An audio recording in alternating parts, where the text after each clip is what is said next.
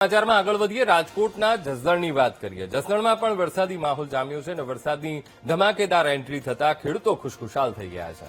હવે વરસાદના આગમનથી વાતાવરણમાં ઠંડક પ્રસરી ગઈ છે। આ તરફ જસદણ અને આસપાસના વિસ્તારમાં પણ વરસાદ પડ્યો છે। સવારથી જ જસદણ પંથકમાં પણ વરસાદી માહોલ જામ્યો છે। ધીમી ધારે વરસાદ પડી રહ્યો છે। ભારે બફારો ઉકળાટમાંથી ત્યાંના લોકોને મુક્તિ મળી છે। વરસાદ પડતા લોકોમાં એક આનંદ પણ જોવા મળ્યો।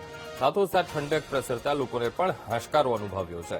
રાજકોટનું જસદણ પંથક જ્યાં સવારથી જ વરસાદી માહોલ જામ્યો છે। ધીમી ધારે વરસાદ ત્યાં જસદણ પંથકમાં પડી રહ્યો છે, જેના કારણે ખેડૂતો પણ ખુશખુશાલ છે અને વાતાવરણમાં પણ ઠંડક પ્રસરી ગઈ છે ધીમી ધારા વરસાદના કારણે। તો હજુ પણ આગામી દિવસોમાં વરસાદ એ રહેશે, છૂટો છવાયો વરસાદ એ પડશે। આજ મુદ્દે સંવાદદાતા કાળુ ફોનલાઈન પર જોડાઈ ગયા છે। કાળુ, જસદણના વાતાવરણમાં એકાએક પલટો આવ્યો છે, ઠંડક પ્રસરી ગઈ છે, વરસાદ પડી રહ્યો છે, સ્થિતિ કેવી છે કાળુ?